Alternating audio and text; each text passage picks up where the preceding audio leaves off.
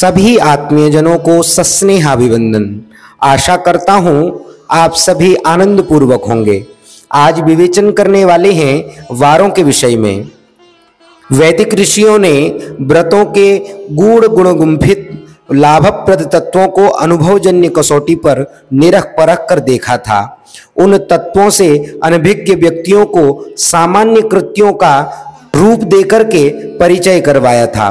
तत्वदर्शी महर्षियों ने इनमें विज्ञान के सैकड़ों अंश छोटे छोटे व्रतोपवास में संयुक्त कर दिए, जो आज तक सर्वसाधारण में लोकोक्तियों के रूप में प्रचलित हैं।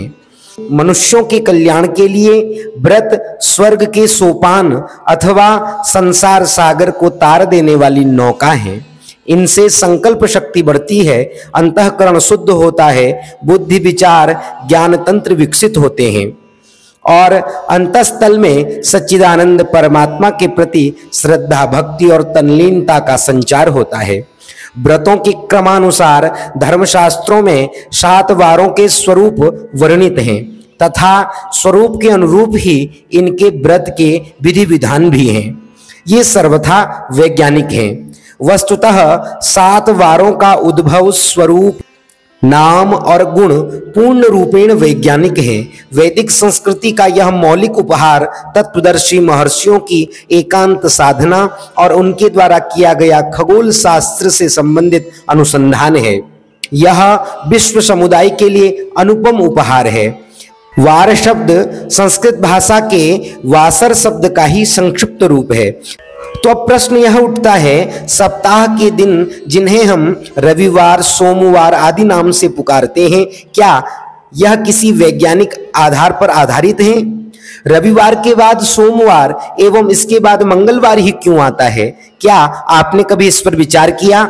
नहीं। संभवतः यही सोचते होंगे कि यह एक मनगढ़ंत क्रम है जो आदिकाल से चला आ रहा है। हालांकि आज पूरा विश्व इसका अनुकरण करता है, लेकिन कैसे, यह प्रक्रिया कोई नहीं बताता। लेकिन क्या आप जानते हैं कि इसकी वैज्ञानिक प्रक्रिया भारत के महर्षियों की देन है? क्योंकि स्वयं संस्कृत भाषा के प्रकांड पंडित मैक्स मूलर जैसे पाश्चात्य विद्वानों ने मुक्त कंठ प्रशंसा करते हुए यह स्वीकार किया है कि दिनों के नाम और उनके क्रम का जनक भारत है और भारत से ही संपूर्ण विश्व में इसका प्रचार प्रसार हुआ है, चाहे जब भी हुआ हो। इसी कारण संपूर्ण विश्व में यह नाम और क्रम एक जैसे हैं, अर्थात हमारे भारतीय वैदिक महर्षियों के ही विशिष्ट अनुसंधान के प्रतिफल हैं वारों के नाम। हमारे बाद ही इसका अनुकरण पूरे विश्व ने किया है। वारों के नाम तथा क्रम अथर्ववेद के अथर्व ज्योतिष ग्रंथ में उल्लिखित है। आदित्य सोमो भौमश्च तथा बुध बृहस्पति भार्गव शनैश्चरैश्चैव एते सप्त दिनाधिपाः। अर्थात रवि, सोम, भौम, बुध, गुरु, भृगु, शनि यह क्रमानुसार वारों के अधिपति हैं। यह ग्रंथ कम से कम 5000 वर्ष पुराना है, जबकि पश्चिमी देश वारों के नाम का प्रयोग मात्र 2 सहस्र वर्षों से ही कर रहे हैं। वैदिक नक्षत्र विज्ञान अर्थात एस्ट्रोनॉमी अत्यंत विकसित है। वैदिक ऋषियों ने सर्वप्रथम सूर्य और चंद्र की स्थिति एवं गति का ही निरीक्षण नहीं किया, अपितु बुध, बृहस्पति, शुक्र और शनि नामक अन्य 5 ग्रहों की गति एवं स्थिति का भी निरीक्षण किया। उन्हीं के आधार पर 7 वारों का नामांकन किया। रवि, सोम, मंगल, बुध, बृहस्पति, शुक्र और शनि यही नाम समस्त विश्व में अपनी अपनी भाषा में प्रचलित हैं। आइए जानते हैं कैसे हमारे महर्षियों ने वारों का नामांकन किया। मूलतः सूर्योदय से ही वार का प्रवेश माना जाता है। काल माधव ब्रह्मस्फुट सिद्धांत, ज्योतिर्विद्या भरण प्रभृति ज्योतिष शास्त्रीय ग्रंथों में स्पष्ट कहा है कि विश्व की उत्पत्ति सूर्य से हुई है, अतः वार प्रवेश भी सूर्योदय से ही होता है। सिद्धांत शिरोमणि, पुलस्त्य सिद्धांत तथा वशिष्ठ संहिता का असंदिग्ध मत है कि सूर्य के दर्शन का नाम दिन है और अदर्शन का नाम रात्रि है। अर्थात जब सूर्य दिख रहे हैं वह दिन है, जब सूर्य नहीं दिख रहे हैं तो वह रात्रि है। अतः दिन का आरंभ सूर्योदय से होता है। संक्षिप्त रूप से जाने तो जब ब्रह्मा जी ने प्रारंभ में सृष्टि का सृजन करना प्रारंभ किया, उस दिन चैत्र शुक्ल प्रतिपदा को जब सब ग्रह मेष राशि के आदि में थे, तो चैत्र मास की शुक्ल पक्ष की प्रतिपदा इस सृष्टि का प्रथम दिन कहा जाता है। ब्रह्म पुराण में वर्णित है, चैत्रे मासी जगत ब्रह्मा ससर्ज प्रथमे हनि शुक्ल पक्षे समग्रे तत्तदा सूर्योदये सति प्रवर्तयामास तदा कालस्य गणनामपि गृहान नागान ऋतून मासान वत्सरान वत्सराधिपान। उसी दिन इस कल्प का सर्वप्रथम सूर्योदय देखा गया था। एक सूर्योदय से दूसरे सूर्योदय का जो समय है वह ज्योतिष शास्त्र में एक अहोरात्र कहा जाता है। इसका प्रथम भाग दिन और द्वितीय भाग रात्रि कहलाती है।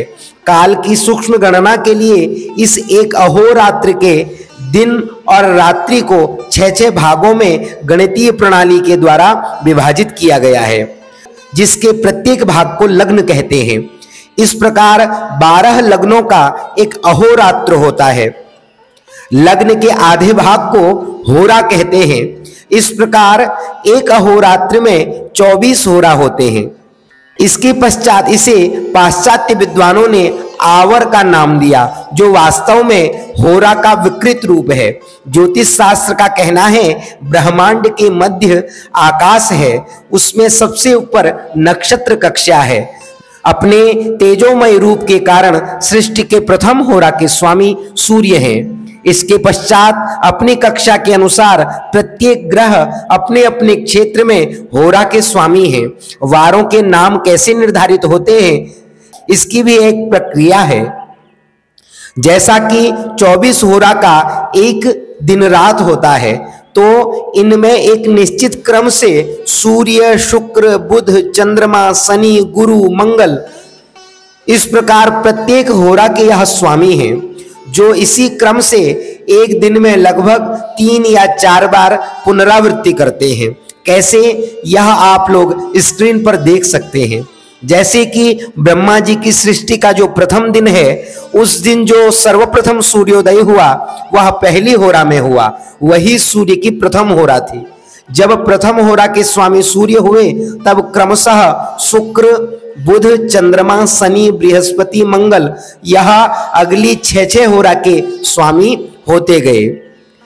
वीडियो में आप लोग देख पा रहे होंगे कैसे इसी क्रम में 24वें होरा के स्वामी बुध होते हैं और यही क्रम अहोरात्र हो जाता है।